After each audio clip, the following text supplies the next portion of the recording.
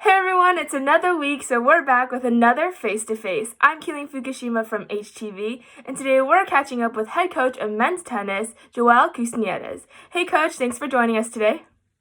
Good to be with you. Hello. So your team had a rough start. You started 0-3, but you guys rallied and came back super strong, actually having the best start since 2006 with a 9-6 record. Talk a little bit about what that switch was and how you guys found your groove. Yeah, it's true. So a tough start. We started with three losses, but I would say that the record only shows one side of the story. I'm more interested in what we learned from those losses, and we learned a lot. Lots of close matches, singles and doubles. Lots of three-set matches. Lots of close sets. So it definitely gave the players the belief, that they could compete at the high level. We also note that all three of those matches came against Duke and Arizona, who were both, right around top 30 in the country. So it's definitely encouraging, and it definitely showed during the rest of the season. Yeah, and you took over for longtime head coach, John Nelson. What was your first impression of taking over, and what coaching style have you taken from him that you now imply? Well, when you mention John Nelson, you're not just mentioning a name. Of course, you're mentioning somebody who's dedicated an entire career, over 40 years of coaching at the highest level. Definitely one of the most knowledgeable person, one of the most successful coaches in collegiate tennis. 19 conference wins, 5 different schools. So it definitely huge shoes to fill in. What I take away is that John's approach was to be an educator, and also to develop players. This is especially crucial nowadays, where you have the ability to take somebody from the bottom and to bring him up to the highest possible level. So it's really a skill, and rare skill, to be able to develop somebody technically, physically, and mentally.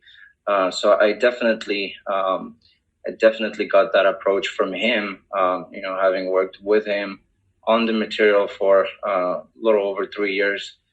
There were some other mentors as well throughout my college career and after as well. I think of Michael Wayman from St. Mary's College, who also focused on making the players, student athletes, class act ambassadors, represent on the court, but also in the classroom. So it's definitely something that resonated with me, and that I focused on passing this on for sure. Yeah, you talked about coaching under him for a couple years. As you becoming head coach, what is something that you bring fresh and new to the table to this team and program? Sure. I feel like I bring a very high level of understanding to the game. I'm a student myself. I love to learn. You have, in this really competitive environment, you have to constantly look for better ways to do things. Not being afraid to test out theories and just learn in the process to make things better. You talk about John Nelson being successful. I obviously want to maintain that level of excellence. I want to make sure that every single one of the players that we have understand what they're getting themselves into, and have the desire and belief that they can get to the next level by working really hard and sticking with the program. Also, I'm obviously a little younger than John, so I think it's a fresher look on things. A different view of the material, a different understanding, having gone through the material myself as a player. Just getting a deeper understanding of it definitely helps me passing this on to a newer generation of players. I think that's really important, and by looking at the results, I'm really pleased to seeing how the players have responded. You talked about your team, and I know as assistant coach, you were a big part of the recruitment process. You have one of the largest teams or rosters that are international at UH. What's your recruitment process like, and what are you looking for? That's a great question. If it was up to me, I would only recruit local players. I think it's phenomenal to have them being able to represent their community. However, it is not the reality quite yet. I'm really proud to have Andre Iligan playing for us, singles and doubles, done really, really well. He's proved to everybody that he was capable of being the best in the country. Um, we saw that against the number one from Washington, but we also saw that against the number one from Duke. So it's no surprise. I mean, last year he got the Freshman of the Year award for the conference. So he brings